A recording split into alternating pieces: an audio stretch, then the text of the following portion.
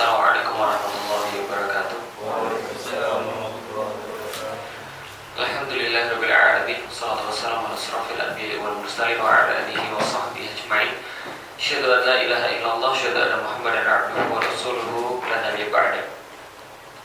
Wa qala Allah ta'ala fil kitabihil karim, a'udzu billahi minasyaitonir rajim. Bismillahirrahmanirrahim. Fahkum bainahum bima anzalallahu wa la tattabi' ahwa'ahum amma ja'aka minal haqq. Wa qala aidan ama hukmal jahiliyyati yabghun wa man ahsanu minallahi hukman liqaumin yuqinun. Wa qala aidan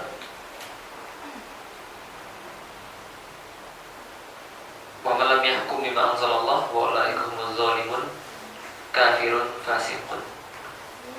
Alhamdulillah, puji dan syukur senantiasa kita panjatkan kepada Allah Subhanahu wa taala, Zat yang telah memberikan kepada manusia kehidupan, dan kepadanya lah kita akan dikembalikan suatu saat yang tidak ada keraguan di dalamnya.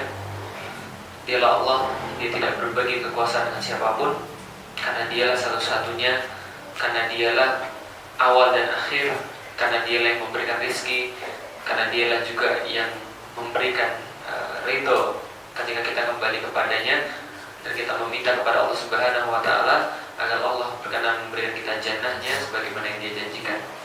Salam dan salam semoga tercurah dan terlimpahkan kepada baginda Nabi besar Muhammad sallallahu alaihi wasallam, yang juga telah mencontohkan kepada kita sebuah contoh kehidupan yang sempurna, yang tiada celahnya, yang mudah-mudahan kita semua mampu meneladaninya walaupun menetapi jalan yang telah beliau sampaikan kepada kita secara total adalah perkara yang memang sangat sulit sekali.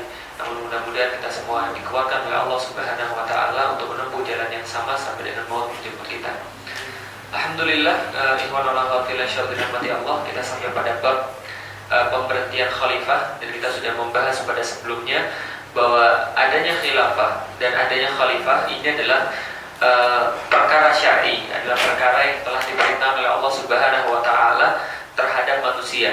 Karena kenapa? Karena memang ada banyak hal yang tidak akan terlaksana kalau seandainya tidak ada khilafah atau tidak ada khalifah. Ketika kita membaca Al-Quran dan kita mendapatkan ada beberapa aturan-aturan Allah, ada beberapa perintah-perintah Allah yang tidak mungkin terlaksana kecuali dengan khilafah, kecuali dengan khalifah. Dan juga kita menyaksikan ada banyak sekali kemungkaran-kemungkaran yang tidak mungkin juga bisa dihilangkan kecuali dengan penerapan hukum Allah. Nah, maka misal ketika kita membaca yang dalil yang paling gampang, misalnya kalau ada orang mengatakan bahwa khilafah itu tidak perlu dan khilafah itu tidak pernah ada, maka yang kita sampaikan yang paling gampang, bagaimana pendapat Anda ketika Allah memerintahkan di dalam Al-Quran untuk misalnya merajam para pezina? Jadi gimana cara melaksanakannya kalau tidak ada khilafah?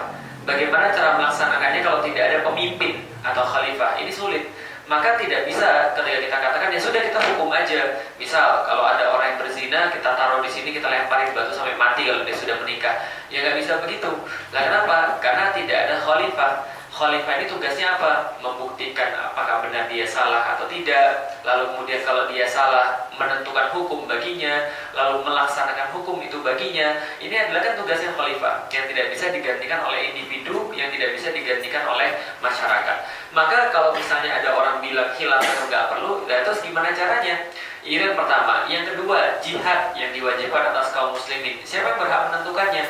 Gitu kan ya. Siapa yang berhak menentukan bahwa oke, ini kita sekarang berjihad. Misalnya sekarang, ini kan dunia ini kan menyaksikan sesuatu yang pedih ya. Tiap hari kita disuguhi dengan gambar-gambar yang ngeri dari Suriah, dari Gaza dan sebagainya. Tapi bagaimana orang-orang dunia menanggapi itu? Ya paling cuma nangis, paling cuma doa, paling cuma nyumbang, tapi tidak ada satupun aktivitas nyata yang dikerahkan ke sana. Sebagaimana aktivitas nyata yang ketika dikerahkan, misalnya Amerika ketika dia mendapati ada satu negara yang misalnya melanggar apa yang dia perintahkan misalnya, atau seolah-olah mengancam kepentingan dia misalnya, sebagaimana Amerika lakukan kepada Vietnam, sebagaimana yang Amerika lakukan pada Irak misalnya. Itu kan aktivitas fisik yang bukan hanya kecaman, yang bukan hanya kutukan, yang bukan hanya doa. Memang betul, doa itu adalah senjatanya umat muslim, tapi tidak dicukupkan hanya dengan doa. Misal, ketika menghadapi orang kafir, gitu kan ya, ketika menghadapi orang kafir yang waktu itu jadi pembesar, Rasulullah mendoakan. Bahkan Rasulullah mendoakan dua Umar bin Khattab dan Abu Sufyan, Umar bin Sufyan. Artinya ini adalah doanya Rasul pada mereka. Tapi apakah cukup Rasulullah berdoa? Tidak. Tapi Rasulullah melakukan dakwah juga kepada mereka. Itu kalau kasusnya kasus dakwah. Jadi artinya Rasul menginginkan seseorang masuk Islam lalu juga melakukan aktivitas fisik, yaitu adalah mendakwai orangnya. Sama seperti ketika Rasulullah mendapati misalnya ada orang-orang yang mulai makar misalnya, atau mendapati Romawi yang mulai menyerang perbatasan Islam. Ya Rasulullah berdoa agar mereka diberikan hidayah. Iya, tapi di saat yang lain Rasulullah mengutus pasukannya Usama bin Zaid untuk menyongsong pasukannya Romawi. Ini adalah aktivitas fisik. Nah pertanyaannya, kalau melihat kaum muslimin yang sekarang sedang dibunuh di mana-mana, melihat kaum muslimin sedang disakiti di mana-mana, nah kewajiban akidah kita ini kan membantu mereka. Pertanyaannya membantunya seperti apa? Laporin ke PBB aja. Lah gimana PBB bisa bantu? Lalu kita sudah ceritakan bahwa sejarah kemunculan negara Israel itu kan dibidani oleh PBB. Artinya tidak akan ada Israel itu kalau tidak ada keputusan PBB. Dengan keputusan PBB muncul Israel. Maka Israel tidak mungkin akan dihapuskan oleh PBB. Kenapa? Karena dia yang buat, gitu loh. Kalau seandainya dia hapuskan, ya berarti pertama dia mengingkari keputusannya sendiri. Yang kedua, bos-bosnya masih di sana. Yang nggak akan mungkin lapor pada PBB. Lalu seperti apa? Mengirimkan pasukan perdamaian atas nama siapa? PBB juga. Sampai di sana, yang justru dibunuhi, ya bisa jadi kaum muslimin. Nah, maka kalau yang seperti ini tidak akan bisa kecuali dengan adanya khilafah. Kalau ada khilafah, semua itu bisa dikomando. Maka khalifah bisa meminta pada seluruh kaum muslimin, oke, pasukan reguler kita bentuk. Memang sudah ada pasukan regulernya. Lalu kemudian ditambahkan pasukan-pasukan sukarelawan. Siapa di antara kaum muslimin yang di antara mereka sukarela mau pergi ke Gaza, mau pergi ke Suriah, maka dikoordinir oleh khalifah. Maka diberikan persiapan oleh khalifah. Maka dilatih oleh khalifah. Lah sekarang siapa yang mau latih? Lah kalau antum latih, antum masuk penjara. Nah, apa? Antum berarti melatih milisi yang itu berbuat menurut hukum internasional adalah ya berbuat sesuatu yang salah. Nah, makanya ini adalah dalil yang sangat jelas sekali bagi kepentingan adanya khilafah. Selain daripada dalil-dalil normatif atau dalil-dalil dari Al-Quran dan As-Sunnah yang sudah sangat banyak tentang tata cara pengaturan negara oleh khalifah. Nah, berikutnya kita akan membahas tentang bagaimana metode pemberhentian khalifah. Kalau kemarin kita sudah bahas bahwa khilafahnya harus ada, dan bagaimana cara mengangkatnya, yaitu adalah kalau masih ingat yang saya bilang, satu-satunya metode untuk mengangkat khalifah adalah dengan baiat, gitu kan ya. Lalu bagaimana cara memberhentikan khalifah? Pertama, umat adalah pihak yang berhak mengangkat khalifah. Hati-hati, di sini ada perbedaan antara as-sultan dengan al-quwwah. Jadi as-sultan dengan al-quwwah, yaitu adalah kekuatan dengan kewenangan. As-salahiyah sama al-quwwah itu beda. Jadi kalau sultan atau salahiyah, sultan itu kekuatan ya, salahiyah kewenangan. Jadi kalau kewenangan atau salahiyah atau kedaulatan kalau dalam bahasa Indonesia itu hanya milik Allah. Ini harus ditekankan bahwa as-salahiyah itu milik Allah, kewenangan, kedaulatan itu milik Allah. Tapi kalau kekuatan as-sultan, al-quwwah, kekuatan atau kekuasaan atau ya kekuatan lah ya bisa diartikan yang lebih bagus ya, kekuatan itu milik umat. Jadi kekuatan milik umat, kalau kedaulatan milik syariat. Itu bedanya. Beda lagi dengan orang Indonesia atau dengan orang demokrasi adalah kalau di demokrasi dua-duanya milik umat. Kekuatan milik umat, kedaulatan milik umat. Beda ya. Kalau di dalam Islam, umat berhak mengangkat khalifah, tapi tidak berhak menentukan hukum apa yang dipakai oleh khalifah. Tidak berhak menentukan halal dan haram. Tidak berhak menentukan ini boleh, ini tidak boleh. Coba bandingkan dengan demokrasi. Demokrasi, presidennya diangkat sendiri. Hukum-hukum yang dilaksanakan oleh presiden dibuat sendiri, pusing sendiri. Paham tuh? Pertanyaan saya sederhana. Kalau demokrasi kan begitu kan ya, teorinya kan ya. Demokrasi kan adalah salah satu sistem yang dibangun ketika ketika orang-orang tuh merasa kekosongan kekuasaan. Sudah pernah tahu sejarah lahirnya demokrasi dari mana? Dari mana? Yunani. Kenapa dari Yunani? Karena itu bahasa Yunani, iya, demos dan kratos. Demos itu artinya rakyat, kratos itu kekuasaan. Artinya kekuasaan di tangan rakyat, demos dan kratos. Demokrasi, kekuasaan di tangan rakyat. Dipraktekkan oleh orang Yunani jauh sebelum adanya jauh sebelum adanya cerita agama Kristen. Tapi setelah mereka praktek, lama-lama mereka bingung sendiri. Lah kenapa? Karena demokrasi itu dibuatnya di polis-polis. Jadi polis itu adalah kota-kotanya Yunani. Dan kita tahu kota-kota Yunani, Athena, Sparta, itu kan tidak terlalu banyak orangnya. Jadi kalau mereka lagi mau melakukan sesuatu, lagi mau memutuskan sesuatu, gampang. Mereka tinggal pergi ke amphitheater, tinggal pergi ke alun-alun lah kalau bahasa kita sekarang. Lalu di alun-alun itu mereka menunjuk satu pemimpin sidang, lalu mereka mutusin di sidang itu boleh atau enggak bagi kita. Gampang ya, zaman dulu ya, karena anggap aja kayak desa kecil lah kira-kira gitu. Satu dusun gitu kan ya, anggap aja begitu. Terus kemudian kalau mereka memutusin, oke, kita kumpul, 100.000 orang kumpul di situ. Oke, gimana sekarang? Berzina boleh nggak? Oh boleh, oh nggak boleh. Oke, dirapatkan di situ lah kira-kira. Gimana kalau gitu kita berzina sama istri orang boleh nggak? Kira-kira gitulah. Nah, diputuskan semua di sana. Namanya demokrasi. Tapi lama-kelamaan mereka semakin banyak. Ketika semakin banyak, baru muncullah teori senat. Nah, itu senat itu kan dari orang Yunani Romawi.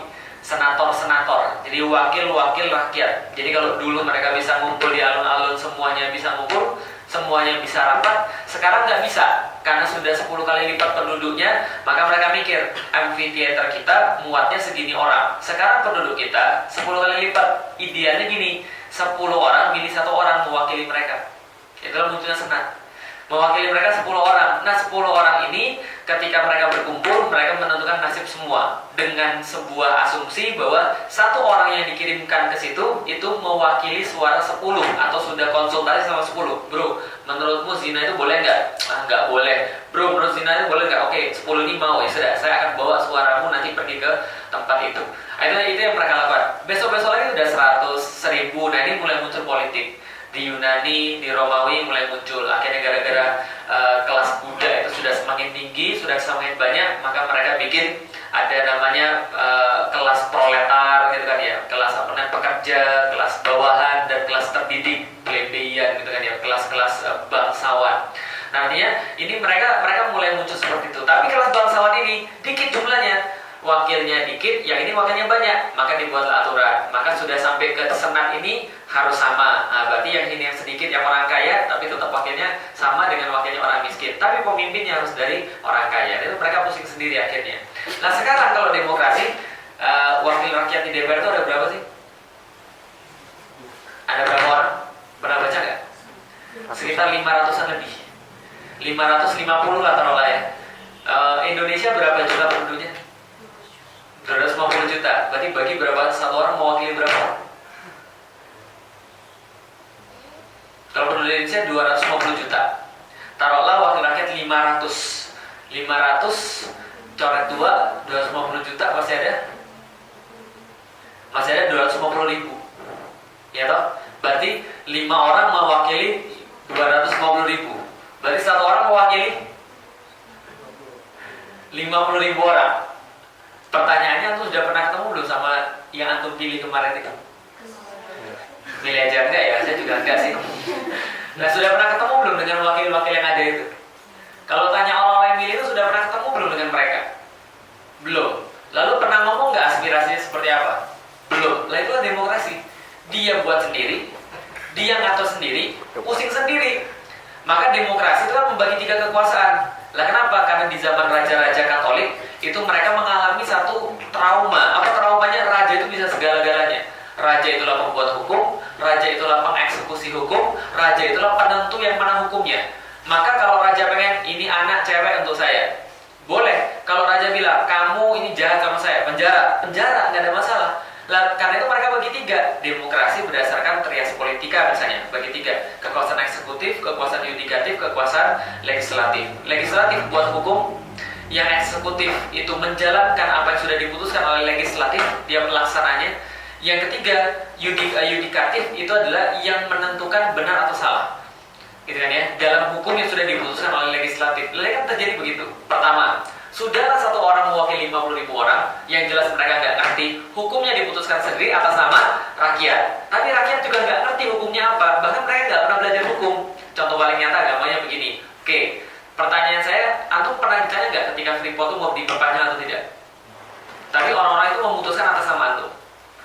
dipahami ya. Artinya adalah apa? Besok nanti di hari kiamat, ini ceritanya menurut versi saya, bukan versi dari lainnya. Berarti nanti akan ditanya oleh Allah kepada wakil rakyat itu, kenapa kamu memutuskan berdasarkan seperti itu? Maka mereka mengatakan, karena saya adalah wakil rakyat. Lalu kemudian Allah nanya pada orang-orang yang milih dia, kalau kamu mewakilkan pada sesuatu untuk berbuat dosa, paham nggak kira-kira maksud saya? Jadi sama saya bilang ini, ya, anu tolong pergi dong beli mie babi. Paham nggak maksud saya? Atau kalau enggak saya bilang gini, ya saya percaya sama antum deh, antum beli makanan apa aja. Ternyata dia beli mie babi. Paham nggak kira-kira maksud saya? Jadi yang tanggung dosanya siapa? Dia dosa jelas. Saya dosa ya nggak kira-kira? Itu maksudnya, karena kita mewakilkan sesuatu pada seseorang untuk menentukan hukum selain hukum Allah. Karena kita mewakilkan sesuatu pada seseorang yang dia bermaksiat dengan itu. Gitu loh. Kita tidak membahas orang-orang yang berusaha 100% paling kuat untuk menegakkan syariat. Enggak. Yang kita bicarakan adalah bagian orang-orang yang itu terjadi lewat sistem ini, mereka melakukan maksiat secara sistematis. Karena itulah selalu saya bilang, di sini juga sudah jelaskan bahwa kalau pemimpin berbuat maksiat, yang kena semuanya. Kalau satu orang berbuat maksiat, yang kena ya cuma dia. Itulah permasalahan dengan kepemimpinan tadi, permasalahan dengan demokrasi tadi. Karena kita menaruh orang yang orang itu pasti menerapkan hukum selain hukum Allah. Bisa dipahami ya di situ maksudnya. Nah, di sini bedanya as-sultan dengan as-sultan atau al-quwah dengan as-salahiyah. Salahiyah itu kedaulatan, itu tidak boleh ada di tangan rakyat. Karena kalau kedaulatan ada di tangan rakyat, yang terjadi seperti ini pastinya. Maka sampai kapanpun, sampai dimanapun, gak akan pernah beres urusan negara ini. Lah kenapa? Karena semua orang berhak menentukan hukumnya masing-masing. Artinya, kita aja gak pernah tahu hukumnya seperti apa. Pernah tangkap polisi gak? Pernah ditangkap polisi gak? Pernah. Terus dia mau sama mbak-mbak atau mas-mas kalian, ini pasalnya segini, ini pasal segini. Atau ngerti gak pasal-pasal itu? Gak juga kan ya? Ada dia bohong atau ngerti gak? Tapi kalau di dalam Islam, penguasa itu dipilih oleh rakyat. Penguasa itu ditentukan oleh rakyat. Karena yang berhak mengangkat penguasa adalah rakyat. Tapi rakyat cuma berhenti sampai di situ, mengangkat penguasa. Toh selesai. Tapi untuk menerapkan hukum, maka penguasa tersebut dan rakyat tersebut punya kewajiban yang sama, yaitu adalah mengangkat penguasa untuk menerapkan hukum Allah. Maka tugas utama penguasa itu bukan mensejahterakan rakyat. Tugas utama penguasa itu bukan memberikan pelayanan pada rakyat, tapi tugas utama penguasa bagi Islam, dalam Al-Quran adalah untuk menjalankan hukum Allah.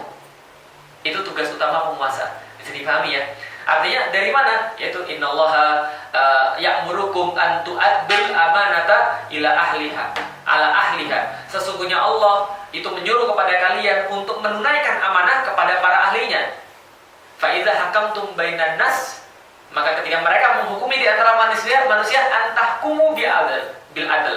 Maka ketika mereka menghukumi di antara manusia, penguasa yang diangkat itu dengan ahlinya itu, maka mereka menghukumi manusia dengan adil. Apa maksud adil? Ulama-ulama semua bersepakat al-adlu adalah Islam. Al-adlu huwa Islam. Yang dinamakan adil adalah Islam. Selain itu pasti zalim. Sebagaimana yang Allah tegaskan di dalam Al-Quran, wa malam yahkum bima anzalallah faulaika humuz zalimun. Siapa yang sudah berhukum dengan hukum-hukum selain hukum Allah, maka mereka lah orang-orang yang zalim, yang tidak adil. Sebaliknya, ketika Allah mengatakan bahwa orang-orang yang menerapkan hukum Allah itu adalah orang-orang yang adil, qist, orang-orang yang seimbang di tengah-tengah, orang-orang yang benar. Nah, jadi ini adalah penjelasan yang pertama. Umat adalah pihak yang mengangkat khalifah, tapi bukan yang menentukan hukum yang dipakai oleh khalifah. Kalau sekarang umatnya ngangkat pemimpinnya sendiri, lalu kemudian milih aturan sendiri katanya, setelah itu diterapkan pada sendiri, pusing sendiri, demo sendiri, kan gitu kan ya. Ya, jadi itu lucu. Makanya bedanya begini, bahas lagi tentang ustadz yang lagi hot, yang lagi hits gitu kan ya. Ustadz yang lagi hits yang tentang demo-demo itu, ya bedanya begini.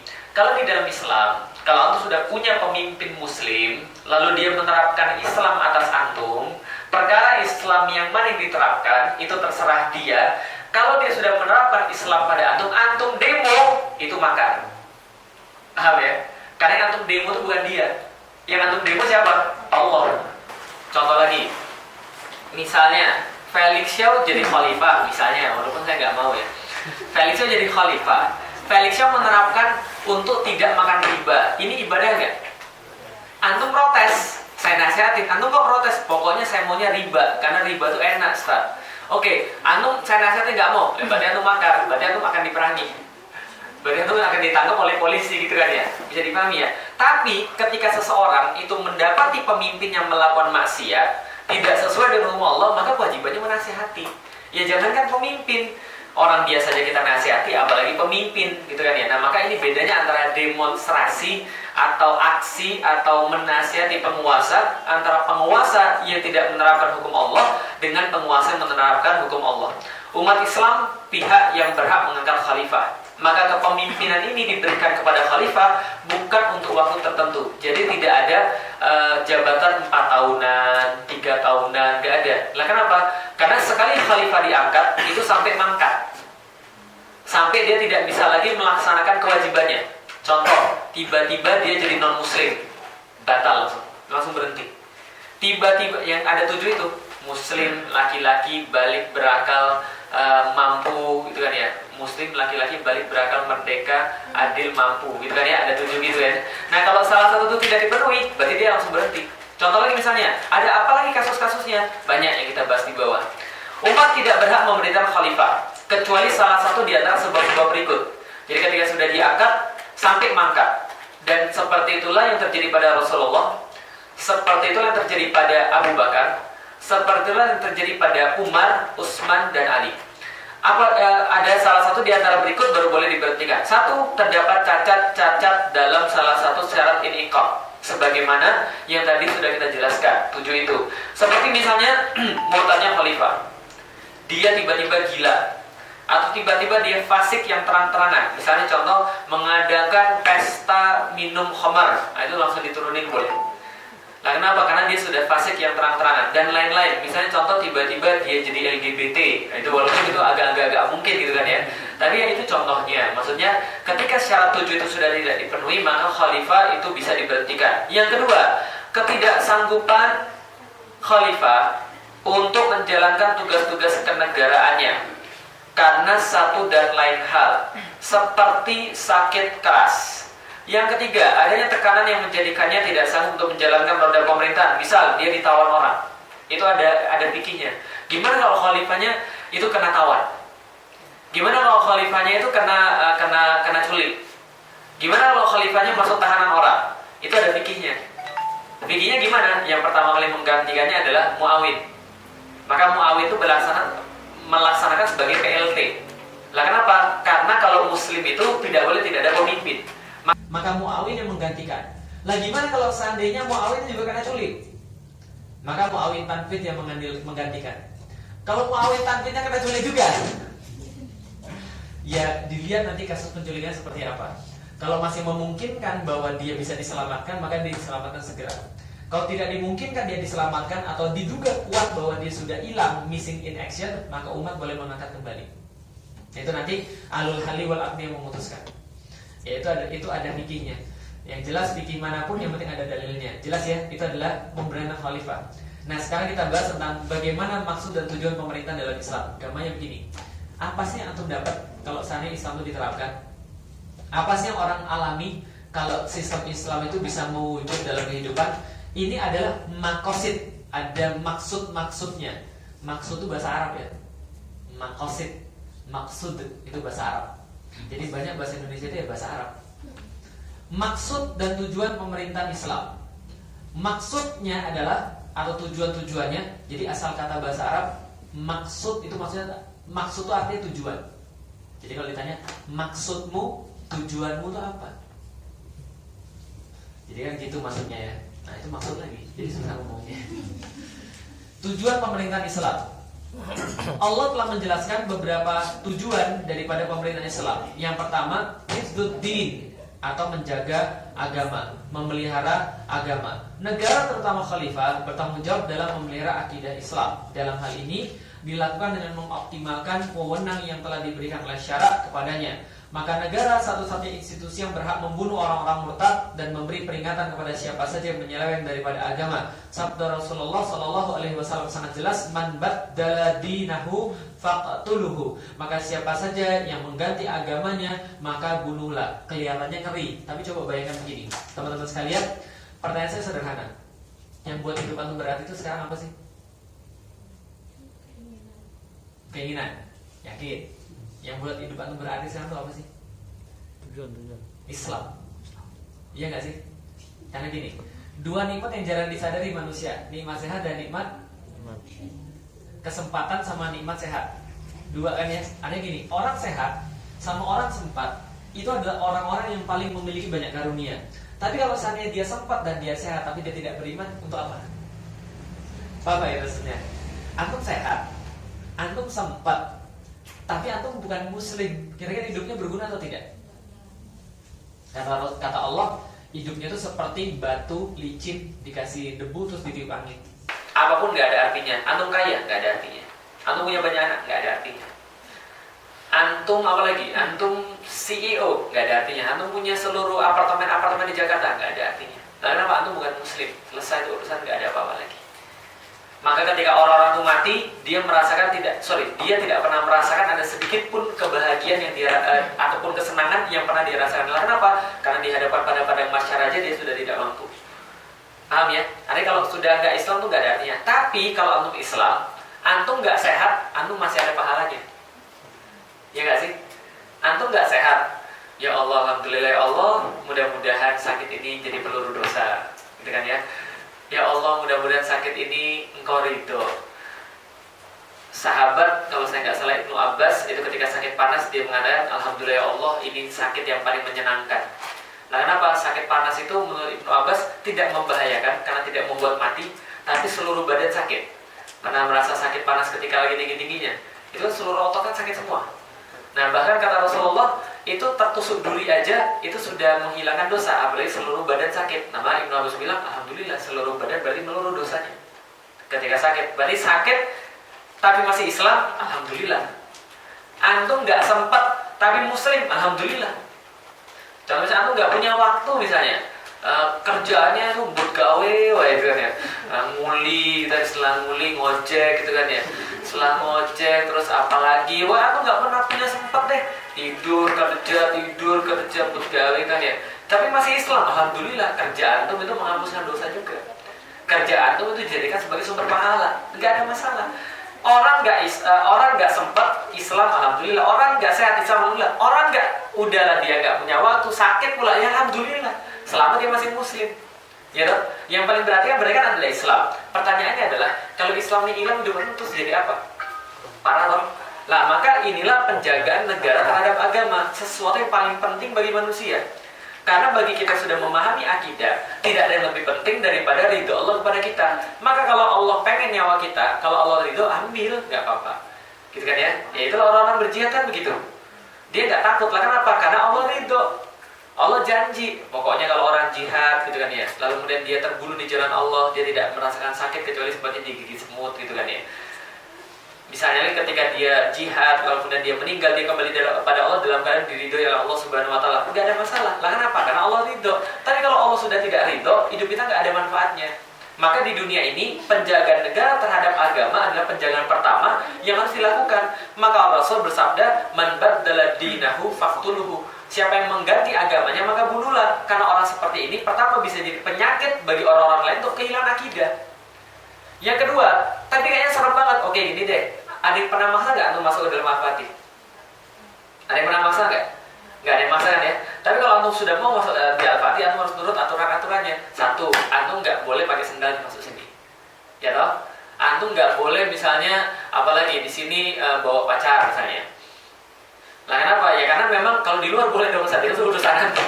Tapi kalau di sini pasti ditegur. Nah, itu adalah aturannya. Sama kayak ini, nggak ada orang pernah maksa untuk masuk misalnya ke Amerika. Tapi kalau masuk Amerika, ya berlaku hukum-hukum di situ. Kalau antum nggak mau ikut hukum-hukum di sana, ya jangan masuk. Nah, itulah dinamakan dengan la ikraha fiddin. Tidak ada ikroha, tidak ada paksaan dalam agama. Jangan diartikan kebalik. Sekarang orang-orang mengatakan la ikraha fiddin adalah orang-orang mengatakan gini, Mbak, yuk berhijab yuk Mbak, tutup aurat. Antum ini Allah aja nggak maksa saya kok. Kan Allah berkata di dalam Al-Quran, la ikraha fiddin. Sudah salah pakai dalil pula kan gitu kan ya. Nah ini yang parah. La ikraha fiddin itu untuk orang di luar Islam, bahwa Anda tidak pernah dipaksa masuk Islam, nggak akan dipaksa. Ada orang datang pada saya, saat saya mau Islam, dipaksa nggak? Nggak. Benar ya? Iya, karena saya nggak bisa maksa Anda. Nah kenapa Anda nggak mau? Ya nggak apa-apa. Urusan saya pengen banget, tapi kalau Anda nggak mau ya nggak apa-apa. apa-apa. Karena la ikraha fiddin, tidak ada paksa dalam agama. Tapi kalau dia sudah masuk Islam, dia harus dipaksa ikut aturan Islam. Maka sebelum masuk pikir-pikir dulu. Jangan sampai antum itu merasa bahwa Islam ini masuk cuma karena kawin doang. Kan gitu. Ya selama ini kan banyak yang begitu. Saya tuh nggak ngerti apa sih maksud maksudnya orang itu ketika nikah beda agama itu apa maksudnya sebenarnya. Saya juga nggak ngerti kenapa ada orang sampai bisa mikir nikah beda agama. Pasti karena dia belum pernah nikah sebelumnya. Nah iyalah, kalau sudah nikah sebelumnya pasti nyesel. Nah kenapa? Ya karena tadi, apalagi kalau ada sudah tahu jelas-jelas semua alam gara-gara dia mau nikah, ini sudah alamat buruk. Sudah alamat buruk. Lah kenapa alamat buruk? Ya itu yang saya lihat 98% itu alamat buruk. Lah kenapa bisa begitu? Ya karena dia bukan karena Allah. Kalau sudah bukan karena Allah, ya sudah selesai semuanya. Ke depan itu pasti bermasalah. Sekarang iya, cinta bisa mengalahkan segala-galanya karena masih nafsu. Namanya nafsu kan begitu, semuanya dicari. Tapi kalau sudah nikah, mendadak semua jadi ada masalah. Dulu kan ketika pacaran ada nggak seorang pacar kentut sembarangan depan pacarnya yang lain gitu? Nggak ada kan ya? Tapi kalau sudah nikah ya nggak begitu ceritanya. Nafsu itu hilang sehingga yang terlihat hanyalah yang celah-celahnya doang. Nah ini adalah problem yang ada sekarang gitu kan ya. Artinya man baddala dinahu faqtuluhu, ketika Allah mensyariatkan siapa yang mengganti agamanya maka bunuhlah, bukan berarti Allah takut tidak ada penganutnya, enggak sama sekali. Tapi yang dijaga itu manusia. Allah nggak perlu dijaga bro. Allah nggak penting atau tuh muslim atau bukan, atau nggak mau masuk juga nggak apa-apa. Tapi kalau aku sudah masuk, kepentingan Allah, bukan kepentingan Allah. Kalau Allah sudah masuk, Allah itu menjaga umatnya supaya umatnya itu tidak terkontaminasi dengan hal-hal yang lain. Wajar nggak kalau begitu? Ya wajar. Maka ini adalah bagian daripada agama. Man baddala dinahu faqtuluhu. Lagi pula saya juga berpikir, kalau ada orang yang sudah masuk Islam karena berpikir kayak saya, misalnya, saya mikir karena itu saya masuk Islam. Lah kalau misalnya saya keluar daripada Islam, berarti kan saya harus mikir juga. Gitu kan ya? Pertanyaannya, mikir ya kayak gimana bisa buat orang keluar dari Islam? Sedangkan kalau orang tambah mikir, orang tambah beriman. Gitu loh, berarti orang-orang yang keluar daripada Islam itu berarti enggak mikir. Itu maksudnya, kalau dia gila ya enggak apa-apa. Tapi kalau misalnya dia keluar daripada Islam, berarti ada maksud yang jahat di situ. Nah, sehingga dia bisa dihukum. Gitu ya. Jadi negara itu bisa menjaga agama dengan cara apa? Satu, membatasi syiar-syiar agama-agama lain. Boleh nggak tetap ada gereja? Boleh. Boleh nggak tetap ada agama Yahudi? Boleh. Boleh nggak tetap ada agama Nasrani? Boleh. Boleh nggak mereka tetap makan babi? Boleh, asal makan babinya di lingkungan mereka. Tapi kalau mereka sudah jual ke pasar umum, berlaku hukum Islam. Boleh nggak mereka beragama mereka? Boleh. Boleh nggak mereka syiar di depan umum, misalnya masuk ke TV lalu kesaksian? Nggak boleh. Karena itu syiar-syiar mereka. Bisa dipahami ya. Tapi kalau mereka ke gereja, monggo silahkan. Mereka ke sinagog, monggo silahkan, nggak ada yang ngalangin. Mereka mau dakwah pada keluarga mereka, silahkan, gak ada yang ngalangin. Bahkan negara menyediakan majelis umat dari kalangan mereka untuk memutuskan hukum di antara mereka. Asik loh. Jadi nanti kalau sudah ada khilafah, majelis umat itu boleh orang kafir, boleh juga wanita. Karena kenapa? Karena itu bukan bagian daripada hukum Islam. Mereka cuma bentuk pertimbangan. Jadi pertimbangan contoh begini. Rasulullah ketika melihat ada kasus di antara orang-orang Yahudi, ya Rasul minta pertimbangan kepada orang Yahudi juga. Bagaimana kalian menyelesaikan di antara kalian? Gitu loh, oh hukum Tauratnya begini. Ya sudah selesai. Itu kan hukum Anda pribadi. Kecuali kalau berkaitan dengan publik. Yahudinya maling, ya dihukumnya hukum Islam. Paham ya? Tapi kalau misalnya dia konflik cuma konflik antara Yahudi juga, ya selesai di antara dia kalau belum masuk ke publik. Nah itulah di situ guna majelis umat. Di mana itu masih masalah pribadi, di mana itu masih masalah di mana itu sudah masuk masalah negara, publik, gitu ya. Sama kayak kita sekarang, hukum publik ya berlaku pada siapa saja, persis sama hukum Islam. Yang kedua, mengatur urusan masyarakat dengan menerapkan hukum-hukum syarak kepada mereka tanpa membeda-bedakan satu individu dengan yang lain. Baru dibahas. Allah berfirman, wa anihkum bainahum. Nah ini, wa anihkum bainahum. Bainahum, humnya adalah domir. Domir apa? Hah? Isim domir apa? Humnya di situ? Kata ganti orang ketiga. Jamak tunggal? Wa anihkum, berarti humnya siapa? Wa anihkum bainahum, dan hukumilah oleh kalian bainahum, di antara mereka. Siapa kalian di situ? Allah dan Rasulnya, Nabi Muhammad dan para pembantu-pembantunya. Itu adalah kum, di antara mereka, penguasa. Wa anihkum bainahum, di antara mereka. Siapa mereka? Manusia. gitu kan ya. Berarti manusia itu bersifat umum tanpa beda-beda satu sama lain. Wa anihkum bainahum bima anzalallah, dengan apa-apa yang telah diturunkan oleh Allah Subhanahu wa taala. Rasulullah Shallallahu alaihi wasallam juga bersabda, wal imamu ra'in, dan sesungguhnya pemimpin itu adalah penggembala, pemimpin itu adalah pengatur, wa huwa mas'ulun an ru'yatihi, dan dia akan diminta pertanggungjawaban atas apa yang diurusnya. Nah, itu bahasa Indonesia semua tuh. Al-imam, bahasa Indonesia ada imam. Ra'in, bahasa Indonesia enggak? Ra'in. Ra'in itu kata kerja. Itu yang di belakangnya ru'yatihi, itu adalah objek daripada ra'in atau maf'ulnya yang dikenai perbuatannya. Berarti perbuatan itu mengatur, ru'iyah adalah yang diatur. Dalam bahasa Indonesia ru'iyah jadi rakyat. Oh, gitu. Makanya belajar bahasa Arab. Ru'yatihi, ru'yat adalah rakyat artinya. Rakyat itu berarti yang diatur. Itu wa huwa mas'ul. Mas'ul itu dari asal katanya, mas'ul itu adalah diminta pertanggungjawaban. Mas'ul itu adalah orang yang punya tanggung jawab. Asal katanya sa'ala. Sa'ala artinya bertanya. Bahasa Indonesianya soal, itu pertanyaan. Oh. Jadi banyak bahasa Arab ya. Jadi makanya kalau mau tanya sama orang Arab pakai bahasa Indonesia aja. As-soal itu. Pertanyaan saya as-soal gitu. As-soal ihwala gitu kan. Ya kayak gitu-gitu lah pokoknya biar kayak keren gitu ya. Nah, jadi wal imam ra'in, dan pemimpin adalah petanggung jawab, ra'in adalah pengatur, wa huwa mas'ul, dan dia adalah petanggung jawab atau orang yang bertanggung jawab an ru'yatihi, atas apa yang diaturnya. Jelas ya? Berarti mas'ul adalah orang yang bertanggung jawab, orang yang ditanya. Mas'ul itu artinya, mas'ul itu orang yang ditanyai, soal pertanyaan, sa'il penanya. Menjaga negara dan umat yang ketiga dari orang-orang yang merongrong negara. Caranya dengan melindungi batas-batas negara, mempersiapkan pasukan militer yang kuat dan senjata yang canggih untuk melawan musuh, sebagaimana yang telah dilakukan oleh Rasulullah Shallallahu alaihi wasallam dan para khalifah sesudah beliau. Firman Allah Subhanahu wa taala di dalam Al-Qur'an surat Al-Anfal berkaitan dengan ini, wa'iddu, dan siapinlah di antara kalian. Wa'id, dan siapkanlah, itu perintah ya, itu fi'il amr. Wa'iddu, wawunya di belakang oleh kalian. Siapa? Kaum muslimin. Lahum, untuk menghadapi mereka. Siapa? Aduwullah wa aduwukum, musuh-musuh Allah dan musuh-musuh kalian. Jadi siapkanlah oleh engkau semua, wahai kaum muslimin, untuk menghadapi mereka, musuh-musuh Allah dan musuh-musuh kalian. Mastata'tum, apa-apapun istita'ah yang kalian bisa maksimalkan, setinggi kemampuan kalian, sebisa-bisa kalian, min quwwatin, daripada kekuatan.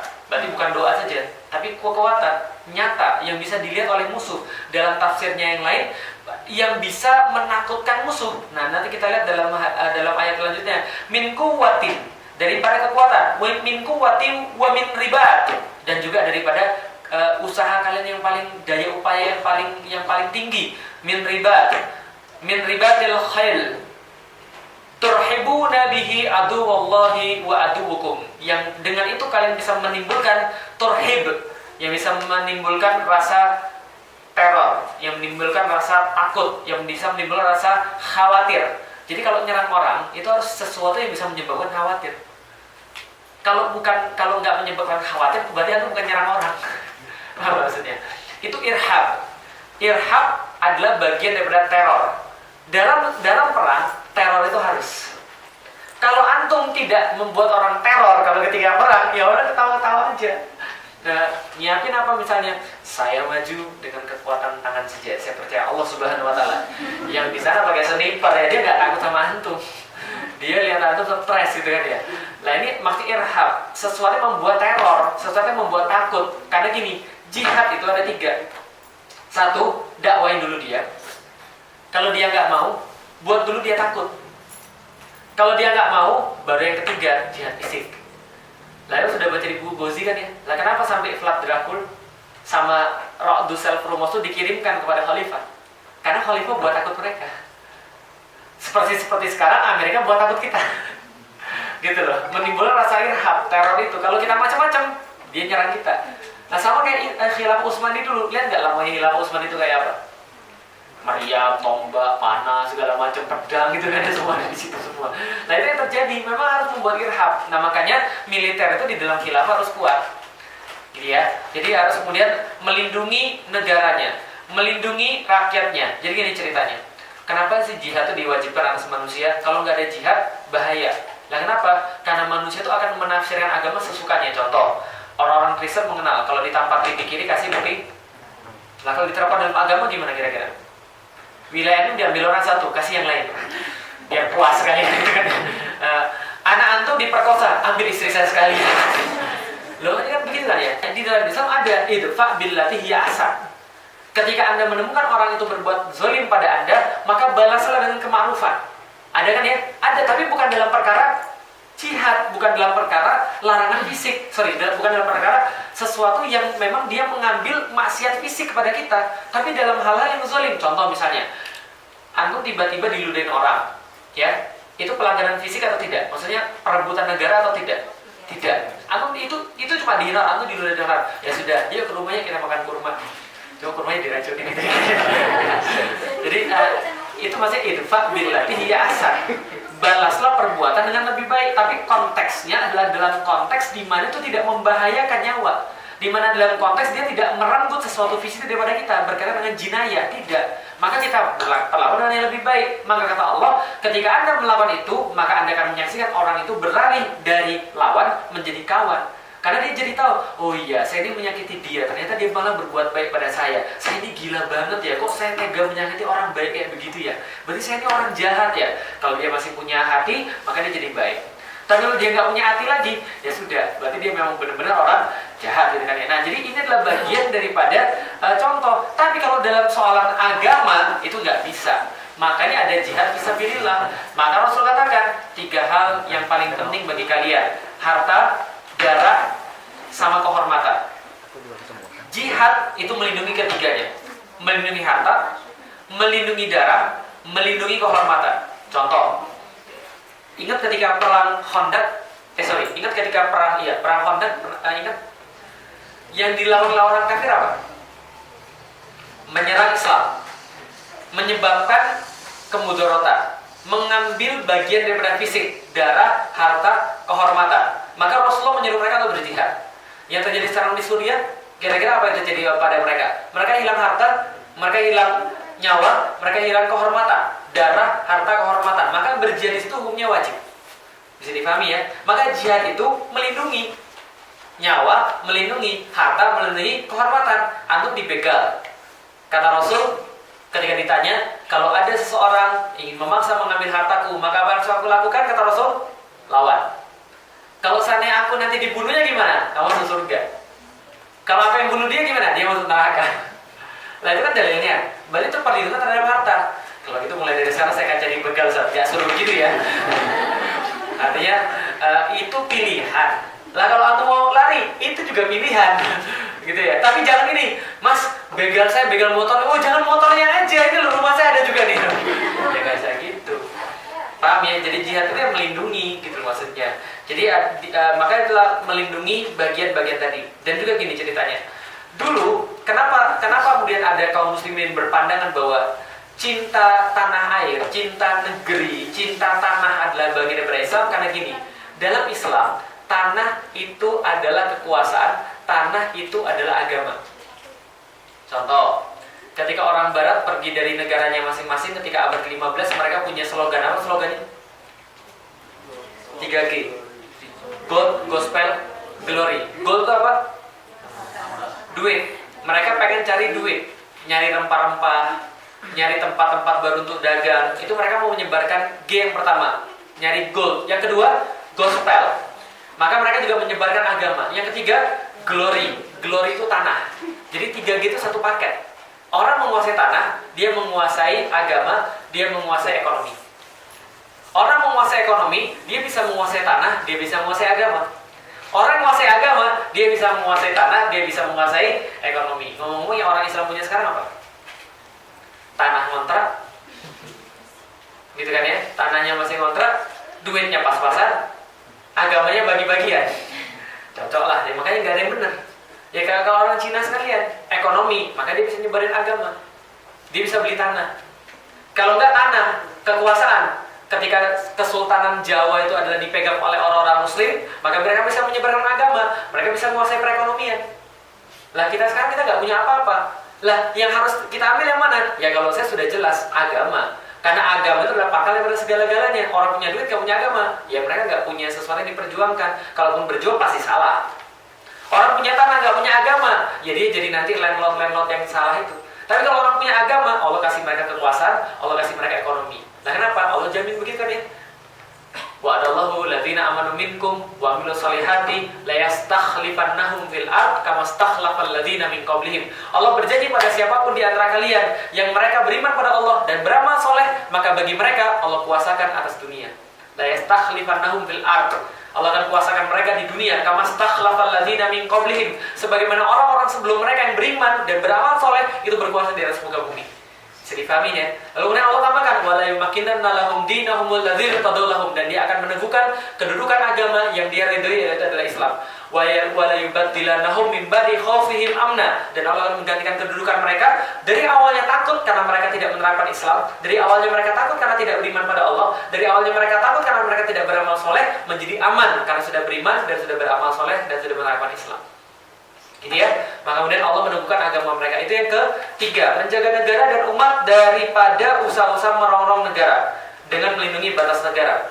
Yang keempat, menyebarkan dakwah Islam kepada segenap manusia di luar wilayah daulah, yaitu dengan melaksanakan jihad sebagaimana yang dilakukan oleh Rasulullah SAW dalam beberapa perangan, misalnya penaklukan Makkah, Futuh Makkah, dan perang Tabuk. Begitu juga pernah dilakukan oleh para khalifah sesudah beliau, sehingga mereka melakukan banyak penaklukan seperti ke wilayah Syam, Irak, Mesir, Afrika Utara, dan menyebarkan Islam, menyebar luasan Islam di sana. Rasulullah SAW bersabda, wal jihadu madin mungzu ba'athani Allah ila ayyuqatilu akharu ummati ad-dakhal. Jihad tetap terus berlangsung sejak aku diangkat menjadi Rasul, aku diutus menjadi Rasul, sampai generasi akhir daripada umatku yang kemudian, bukan dakhal ya, Dajjal yang diangkat, sampai generasi terakhir dari umatku memerangi Dajjal, maka jihad tidak dapat dibatalkan oleh zalimnya pemimpin yang buruk atau adilnya pemimpin yang adil. Artinya tetap berlangsung walaupun tidak ada pemimpin yang adil, ya jihad tetap berlangsung sebagaimana di Suriah. Itu bagian daripada jihad. La yubtiluhu juru jair, dan tidak membatalkannya juru jair. Itu bahasa Arab juga tuh juru. Pemimpin yang jair, pemimpin yang zolim. Wala adlu adilin, dan juga tidak membatalkannya pemimpin yang adil. Jadi jihad terus berlangsung. Yang kelima, menghilangkan pertentangan dan perselisihan di antara anggota masyarakat dan penuh keadilan. Hal ini dilakukan dengan cara menjatuhkan sanksi pada mereka yang berbuat zolim. Allah Subhanahu wa taala berfirman, wa idza hakamtum bainan nas an tahkumu bil adl. Ini yang sudah saya baca. Ayat sebelumnya, innallaha ya'murukum an tu'addu amanata ila ahliha ala ahliha. Nah, baru kemudian wa idza hakamtum bainan nas an tahkumu bil adl. Jadi ketika Allah menyuruh kita untuk mengangkat pemimpin, itu tugas pemimpin apa? Menerapkan dengan adil. Adil itu apa? Ya Al-Qur'an. Suatu waktu ada seseorang berkata pada Rasulullah, "Ya Rasulullah, berbuat adil lah." Stres nih orangnya. Maka Rasul bilang kan ya, kalau saya nggak adil, lalu siapa lagi? Maksudnya apa? Ya mikirnya gimana sih? Gitu. Yang adil itu kalau nggak aku yang adil, terus siapa lagi bisa adil? Gitu. Yang kamu anggap adil siapa lagi kalau itu kamu? Gitu. Nah jadi zaman sekarang tuh ya orang-orang kayak itu masih mewujud. Kayaknya titisannya banyak di zaman sekarang. Nggak belajar agama, lalu kemudian nggak mau tahu tentang agama, tapi ketika ada ustadz yang satu berpendapat satu, dia bilang ini ustadz ekstrim. Ada ustadz yang berpendapatnya dia suka, dia bilang ini ustadz benar. Ini ustadz baru benar. Kalau ini ustadznya ekstrim, lucu kan? Belajar agama enggak, gitu kan ya? Peduli agama enggak, tapi ketika dia menyaksikan ada satu ustadz menurut dia nggak benar, yang menyinggung dia lah, yang dia nggak suka, dia bilang itu ustadz ekstrim. Itu ustadz nggak benar. Belajarnya pasti salah kan, gitu kan ya? Ketemu nggak orang-orang kayak gitu? Banyak. Ya memang kita zaman sekarang lucu. Jadi ada orang nggak belajar arsitek, nggak pernah kuliah arsitek, tapi ketika lainnya ini arsitekturnya jelek. Lucu. Tapi zaman sekarang ya banyak orang-orang kayak gitu. Lucu kadang-kadang di Facebook gitu kan ya, di Twitter, di Instagram gitu kan ya. Kita lagi bahas sesuatu, tiba-tiba ada orang bilang, ini pasti belajarnya sesat. Yang komen profile picture nggak kerudungan. Dan kadang-kadang lucu. Maksudnya, ya kita bukan menyerang individunya, tapi gini loh maksudnya, yang boleh antum tuh belajar dulu. Kalau sudah belajar, baru bisa menentukan, oh ya ini pandangan dia salah menurut pendapat imam ini. Nah itu baru benar. Contoh misalnya gini, hukum musik misalnya, oke lah, ada orang berpendapat, ini hukumnya haram menurut imam ini, itu bagus. Kalau antum bisa menyatakan pendapat tuh dengan dalil gitu loh. Tapi jangan mengarang bahwa pokoknya haram aja saya nggak suka. Itu nggak bisa. Ya haram menurut pendapat imam ini. Nah kalau antum sudah begitu, berarti antum akan membuka kemungkinan. Bagaimana dengan pendapat imam yang lain? Bagaimana dengan pendapat ulama-ulama yang lain? Bagaimana dengan pendapat dalil yang lain? Karena kalau antum sudah mengharamkan berdasarkan dalil, berarti antum akan membuka kemungkinan bahwa itu juga halal berdasarkan pendapat yang lain. Tapi kadang-kadang sekarang kan orang nggak begitu. Pagi-pagi baru baca ada satu tulisan di Facebook, entah kenapa itu bisa kebaca sama saya, entah kenapa muncul di tempat saya, buat lelaki-lelaki bercelana cingkrang. Asik, saya juga termasuk dong itu kan. Yang nulis cewek, jadi kan ya, duhai lelaki bercelana cingkrang. Saya bacain nggak? Dua lagi, mungkin engkau di sini terhina. Mungkin ada yang mau dipuji-puji lah itu kan orang buat puisi gimana itu. Ini orang lucu banget sih. Atau tiba-tiba buat satu iklan itu ya, mentang-mentang dia sudah hijrah terus kemudian dia buat satu iklannya begini. Lelaki sejati, lelaki jantan bercelana cingkrang. Maksud lo? Tujuan lo buat itu apa? Maksudmu berarti kalau saya tidak bercelana cingkrang itu berarti nggak jantan. Oh, saya nggak ngomong begitu. Ya, tapi dia sudah ngomong begitu. Kadang-kadang lucu ya, kayak kemarin istilah sunnah itu kan lagi rame. Sunnah, kajian sunnah, Ustadz Salim Filan buat tulisan. Nah berarti kalau ada Ustadz sunnah berarti ada Ustadz makruh dong. Ada kajian sunnah berarti alhamdulillah dia sudah ikut kajian sunnah, berarti yang lainnya kajian makruhah dong gitu kan ya. Kan ya memang betul Ustadz Salim Filan memang agak ada fail di situ bahwa tidak semua itu harus ditolak belakangan, tapi kita ngerti maksudnya. Maksudnya adalah bahwa ketika kita itu bangga dengan satu kelompok, ya jangan menjelekkan yang lain. Maksudnya begitu, jangan sampai kemudian kita menganggap yang lain itu artinya sesuatu yang salah. Dan itu sudah masuk pada situ. Nah, ketika dinasihati malah orangnya ribut gitu kan ya. Orangnya ribut, itu kan cuma istilah, saya kan nggak bahas dulu, yang saya bahas kita dan sebagainya. Ya itulah agak susah dengan orang. Nah, maksud saya begini, kalau antum suka dengan sesuatu, taruh gini, antum suka celana cingkrang, antum kasih dalilnya dong. Gitu maksudnya, antum pakai ilmu dong. Katanya ilmiah, katanya sunnah, ya sunnahnya munculin, sunnahnya tunjukin. Nah kalau antum sudah begitu, berarti antum akan paham. Berarti antum menelurkan kesimpulan ini karena ada pembahasan ini, makanya hasilnya ini kan gitu. Lah berarti kalau ada orang bilang ini hasilnya begini, salah nggak? Enggak. Itu yang paling penting. Gitu. Jadi antum mengetahui dari mana proses mendapatkan halal dan haram itu, bukan pokoknya ini halal dan pokoknya ini haram. Gara-gara semua yang antum lihat begitu. Jadi pahami ya maksudnya ya? Jenggot itu wajib. Oke, dalilnya apa? Gitu maksudnya. Nah gimana ilzam gitu kan ya? Dan saudaranya Firan dan Hirja. Lalu ya gitu. Kadang-kadang orang tuh saking bangga terhadap sesuatu menurut dia ini benar. Dia buatlah begini.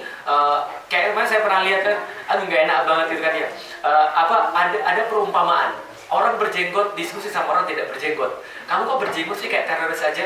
Daripada lu nggak berjenggot sama kayak istrimu nggak bisa dibedain.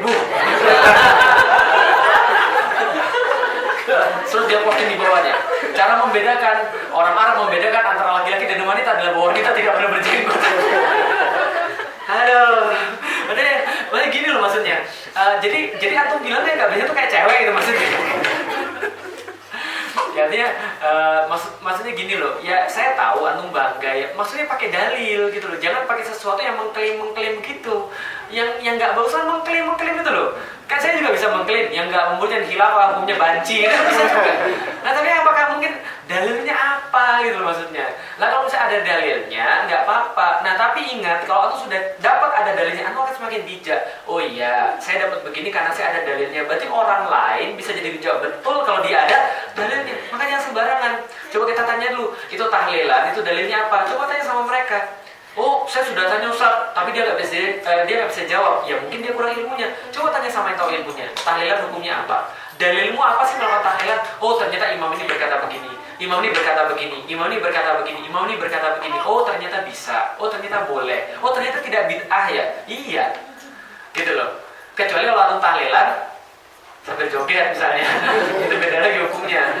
Ya, kayak yang pernah ada. Nah itu beda lagi. Tapi kalau ini cobalah bijak, coba lihat dari mana orang dapat satu kesimpulan sehingga antum bisa untuk lebih bijak dalam menghadapi sesuatu. Yang jelas orang-orang yang dia menerapkan berdasarkan hukum Allah itu adalah orang yang adil. Abu Bakar berkata, orang yang dianggap kuat di tengah-tengah kalian adalah lemah di hadapanku. Sedangkan orang-orang yang dianggap lemah di antara kalian adalah orang yang kuat di hadapanku, sehingga aku dapat mengambil haknya untuk dia. Makanya itulah disebut dengan adil, penerapan hukum Allah. Jelas ya sampai di situ? Ada pertanyaan sampai di sini? Silakan kalau ada. Jadi kesimpulannya adalah apa? Yaitu semua ada dalilnya. Kesimpulannya adalah termasuk sistem pemerintahan Islam juga ada dalilnya.